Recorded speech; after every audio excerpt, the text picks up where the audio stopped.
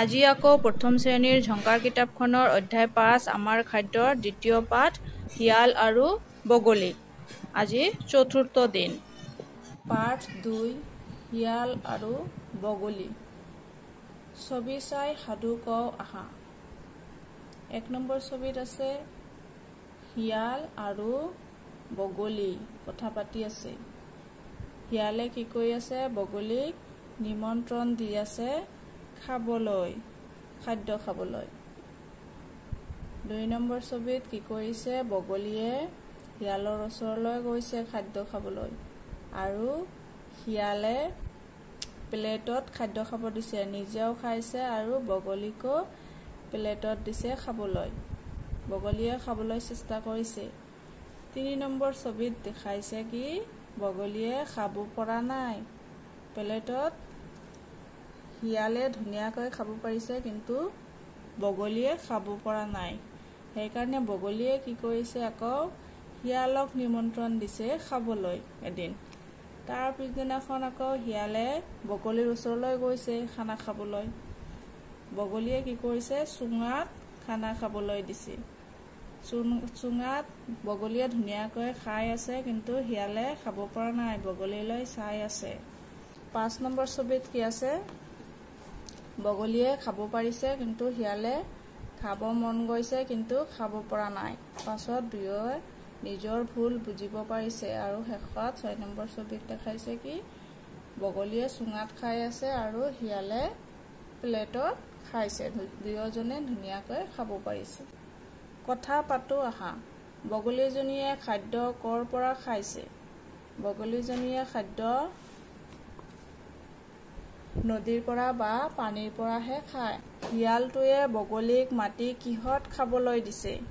শিয়ালটোৱে বগলীক মাতি নি পেলাই প্লেটত খাবলৈ দিছিল। বগলীটোৱে শিয়ালক মাতি কিহত খাবলৈ দিছে? বগলীয়ে শিয়ালক মাতি নি পেলাই চুঙাত খাবলৈ দিছিল। ছবিকেইখন চাই কাহিনীটো নিজাববীয়াকৈ কওঁ আহা। এই ছবিকেইখন চাই কাহিনীটো নিজৰ ভাষাত ধুনীয়াকৈ ক'ব শিকিব লাগিব। ৭০ পৃষ্ঠাত আছে তলত দিয়া আখৰ জখলাৰ পৰা শব্দ গঠন কৰোঁ আহা। ইয়াত আখৰ দিয়া আছে, ইয়াৰ পৰা শব্দ গঠন কৰি ইয়াত লিখিব লাগিব। কৰ, কৰ, কৰ লিখিব লাগিব। হাত, তাৰপিছত আছে পাচি, তাৰপিছত আছে ককা, চকা, এনেকৈ ইয়াত লিখিব লাগিব। পঢ়ো আৰু লিখো আহা। এইকেইটা পঢ়িব লাগিব আৰু তলত লিখিব লাগিব। চকা, ইয়াত চকা লিখিব লাগিব। কৰত, কৰত লিখিব লাগিব। চেকনি, নোম, পাচলি, ভমৰা পঢ়িবও লাগিব আৰু লিখিবও লাগিব। পঢ়ো আহা। পথাৰত ধান পকিছে, চোতালত মৰণা মাৰিছে। পথাৰত ধান পকিছে, চোতালত মৰণা মাৰিছে। তাৰপিছত কাৰ্যপত্ৰৰ ৪ নম্বৰ দিনৰ কাৰ্যসমূহ।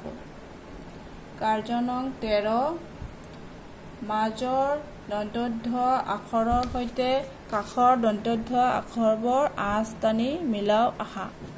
ইয়াৰ মাজত দন্তধ্ব লিখা আছে, ইয়াতো আছে দন্তধ্ব, মাজৰ দন্তধ্বৰ লগত কাষৰ দন্তধ্ব আঁচ টানি মিলাব লাগিব। যিকেইটা দন্তধ্ব আছে গোটেইকেইটাত মিলাব লাগিব। কাৰ্য নং ১৪ লিখো আহা। এতিয়া দন্তধ্ব আখৰটো লিখিব শিকিব লাগিব। এনেকৈ ওপৰে ওপৰে লিখিব লাগিব আৰু তলতো লিখিব লাগিব। মই এটা লিখি দিছোঁ।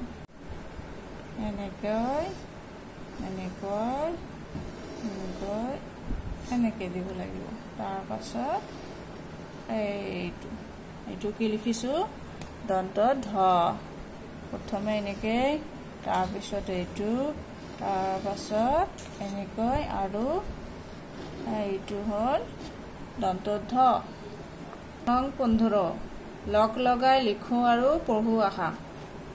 ধান ধান লিখিব লাগিব ধৰা ইয়াতে ধৰা লিখিব লাগিব ধৰ ঢল এনেকৈ লিখিব লাগিব কাৰ্য নং 16 আছে পঢ়ো আহা ধাননি পথাৰত পকা ধান ধাননি পথাৰত পকা ধান ইয়াৰ পাছত আছে কাৰ্য নং 17 পঢ়ো আহা চৰাই আকাশত উৰে গৰিমা ৰিয়াৰ বৰ মৰমৰ বজাৰৰ পৰা বেল আনিম তিতা কেৰেলা তিতা আজি শনিবাৰৰ বজাৰ মোৰ ককা বৰ মৰমৰ আকৌ এবাৰ পঢ়িছো চৰাই আকাশত উৰে গৰিমা ৰিয়াৰ বৰ মৰমৰ বজাৰৰ পৰা বেল আনিম তিতা কেৰেলা তিতা আজি শনিবাৰৰ বজাৰ মোৰ ককা বৰ মৰমৰ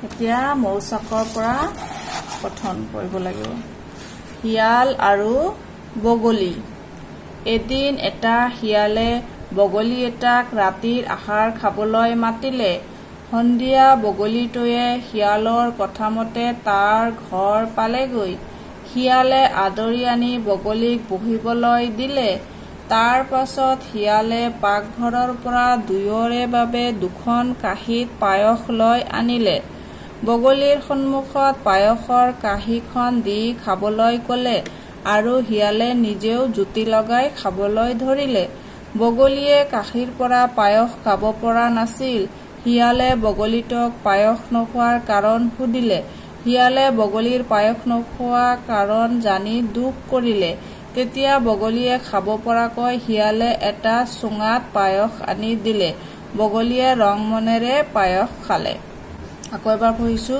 শিয়াল আৰু বগলী এদিন এটা শিয়ালে বগলী এটাক ৰাতিৰ আহাৰ খাবলৈ মাতিলে সন্ধিয়া বগলীটোৱে শিয়ালৰ কথামতে তাৰ ঘৰ পালেগৈ শিয়ালে আদৰি আনি বগলীক বহিবলৈ দিলে তাৰ পাছত শিয়ালে পাকঘৰৰ পৰা দুয়োৰে বাবে দুখন কাঁহীত পায়স লৈ আনিলে বগলীৰ সন্মুখত পায়সৰ কাঁহীখন দি খাবলৈ কলে আৰু শিয়ালে নিজেও জুতি লগাই খাবলৈ ধৰিলে বগলীয়ে কাঁহীৰ পৰা পায়স খাব পৰা নাছিল শিয়ালে বগলীটোক পায়স নোখোৱাৰ কাৰণ সুধিলে শিয়ালে বগলীৰ পায়স নোখোৱা কাৰণ জানি দুখ কৰিলে তেতিয়া বগলীয়ে খাব পৰাকৈ শিয়ালে এটা চুঙাত পায়স আনি দিলে বগলীয়ে ৰং মনেৰে পায়স খালে